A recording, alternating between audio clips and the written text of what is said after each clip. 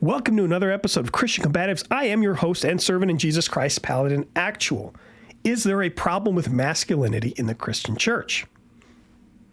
Yes, absolutely. I think there is. But is this an issue of hypermasculinity? No. In fact, I would contend that hypermasculinity as a negative trait does not even exist. It's a myth. Let's get into it.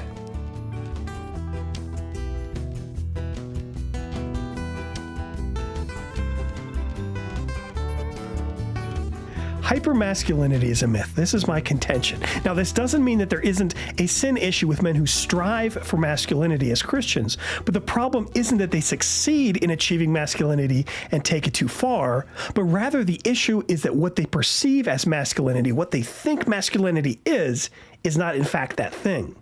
Now, masculinity, properly understood and properly pursued, is the essence of being a man. It's being manly. You cannot, by this definition, be too manly of a man, but you can, by this definition, pursue something that you believe is masculine, and it is not. Now, in a series of future videos that I will probably, hopefully make soon, I'd actually like to go through a bunch of traits and examine their value in regards to masculine virtue, as well as negative and sinful ways that they can be expressed to the contrary. But first, we have to know what masculinity is. Where's our source for knowing what masculinity is? What is it to be a man or to be manly? As a Christian, if you want to know what it means to be a man, then you have to look to the Bible for the design of man. Man was made in the imago Dei, that is the image of God.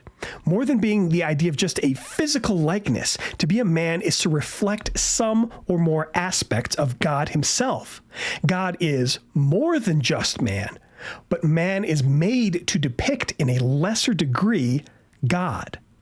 Now, this means a few things. First, it means that we cannot judge God with a metric of masculinity. How masculine is Christ, for example? It's not that Christ did things that were more or less masculine, but rather he was the perfect portrait of a man, the ideal telos of what a man should be. We imitate Paul as Paul imitates Christ because Christ is who every man should strive to be. So it is impossible for God to be measured regarding a trait he defines, that is defined by him, that originates in him. Christ is never less than perfectly masculine, and everything Scripture records him saying and doing in some way shows us an expression of perfect masculinity. The second thing this means is that God is the source of masculinity, that we can find expressions of masculinity as good traits from him and strive to act them out. Like I mentioned earlier, my goal in future videos is to start cataloging some of the expressions of masculinity depicted in the Bible by different characters, by different individuals.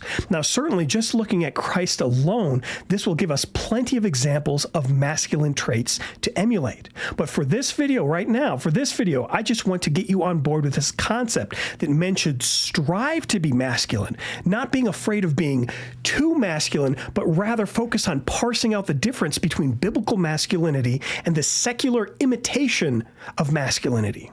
Now, remember, the devil is not creative.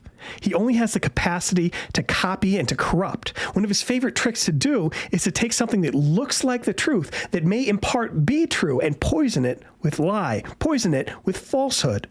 Now, in this way, we have modern examples of people striving to be masculine with these caricatures of true masculinity.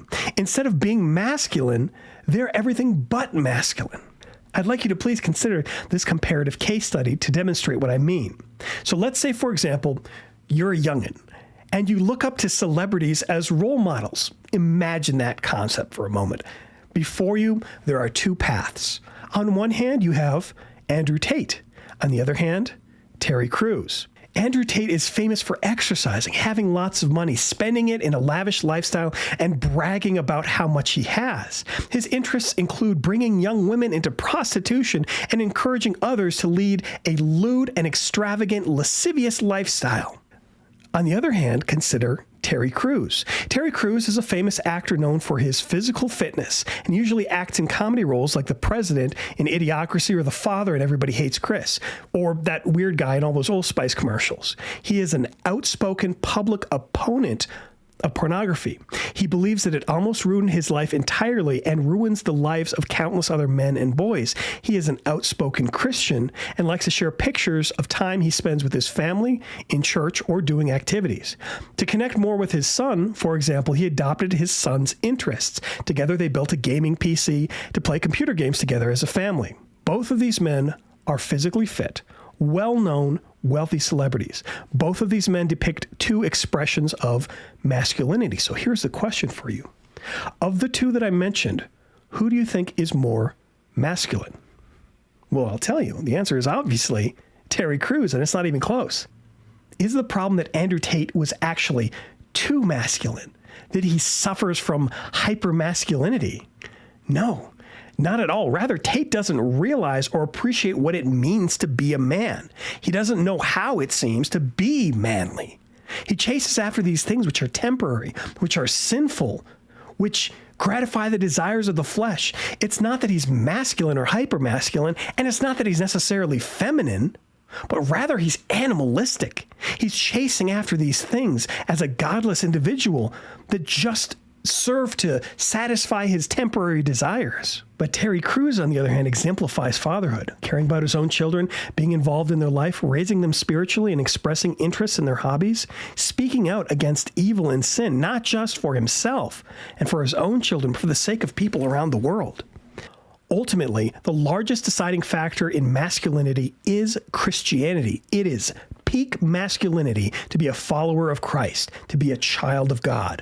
Man is made in God's image, and the manliest part about you is the closeness you have to God, the faith that you were given and the trust that you have in Him, the forgiveness won for you on the cross, and that trust in the resurrection. That hyper-masculine faith is the foundation of all manner of masculine traits that stem from your relationship to God. God bless you all, and take care.